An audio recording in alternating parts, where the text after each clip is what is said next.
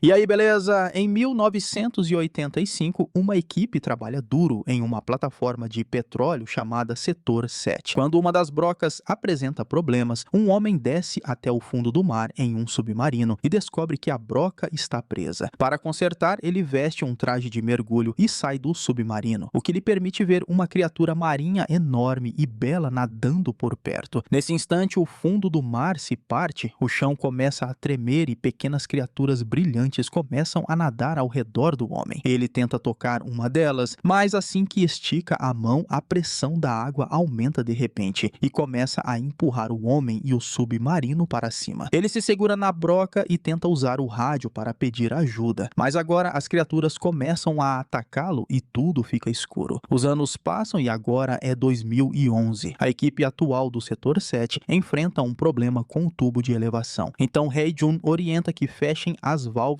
enquanto ela controla a pressão, machucando o ombro nesse processo. Com muito esforço coordenado, a equipe segura as válvulas enquanto o cano é lentamente abaixado. Esse cano quase acerta um homem na cabeça, mas eles conseguem sair a tempo e consertar o tubo de elevação antes que a situação piore. Depois, a equipe comenta que não consegue encontrar petróleo. Eles acham que Hae-jun corre riscos desnecessários e é impulsiva demais, o que provoca uma discussão. Hae-jun se recusa a desistir e jura que encontrará petróleo mais cedo ou mais tarde. Enquanto isso, outro funcionário repreende um jovem por quase ter derrubado o cano. O jovem, assustado, segura o cano, o que faz com que um líquido estranho saia da plataforma. Esse líquido também libera uma pequena criatura brilhante que os homens não conseguem identificar. Enquanto isso, Hae-jun está na clínica, onde o Dr. Moon-hyun examina sua lesão. Dong-soo aparece para provocá-la e tenta flertar, sem perceber que ela não está interessada. O restante da equipe trabalha para capturar várias daquelas criaturas marinhas e as coloca em um aquário para estudar. A bióloga marinha Hyun-jung explica que as criaturas vêm de um ecossistema quimiosintético que existe sob o nosso. Ela diz, no entanto, que não entende como essas criaturas chegaram ao Setor 7. Enquanto ela está distraída conversando, Chi-Sun coloca a mão no aquário e pega uma das criaturas, mas o pequeno animal imediatamente estica a língua e acerta o rosto dele. Pouco depois, Chi-Sun apresenta uma ferida enorme nos lábios. Quando Hyun-jung está no elevador, Chi-Sun impede o fechamento das portas e tenta lhe dar um presente para declarar seus sentimentos, mas ela o rejeita e o expulsa. Mais tarde, o capitão Hwang anuncia que receberam ordens para deixar a plataforma. Como não encontraram petróleo, a operação foi cancelada. Hae-jun fica irritada, diz que não deveriam desistir tão fácil e sai da sala decidida a continuar. Dong-soo vai atrás dela tentando consolá-la, mas acaba piorando as coisas. Algumas horas depois, um helicóptero deixa Young-man na plataforma. Ele trabalhava lá quando era mais jovem e é tio de Hae-jun. Ela o recebe com um abraço e todos demonstram respeito por sua reputação no setor. Eles preparam uma refeição especial para recepcioná-lo e de repente todos começam a mostrar suas cicatrizes. Hwang desaprova, dizendo que cicatrizes são sinal de descuido. Hae-jun então mostra sua própria cicatriz e diz que o valor de uma cicatriz é algo que o capitão nunca entenderia. Depois disso, Hae-jun observa uma antiga fotografia de sua família, revelando que seu pai foi o homem que morreu anos antes no fundo do mar. Young-man se aproxima para consolá-la e Hae-jun o lembra que quer continuar cavando para encontrar o pai. Com isso em mente, Young-man conversa com Hwang e anuncia que irá pedir à diretoria mais alguns meses de trabalho. Se encontrarem petróleo, Hwang pode ficar com os créditos. Se falharem, ele assumirá a culpa. No dia seguinte, Young-man faz um discurso motivacional para a equipe e todos deixam suas impressões de mão nos canos para dar sorte. Durante 3 meses, a equipe trabalha com extrema dedicação e finalmente conseguem encontrar petróleo. Com o problema principal resolvido, eles podem descansar um pouco. Young-man gosta de atirar em pratos para relaxar e manter a pontaria em dia. Enquanto isso, Hae-jun e Dong-soo fazem uma corrida de moto. Eles aceleram pela plataforma e Hae-jun tenta cortar caminho por uma escada para fazer um salto, mas Dong-soo chega primeiro com um pulo impressionante. Dong-soo lembra a Hae-jun que se ele vencesse, ela teria que beijá-lo. Ela, no entanto, faz graça e apenas encosta os lábios em seu rosto, sem dar um beijo de verdade. Depois, Hae-jun e outro membro da equipe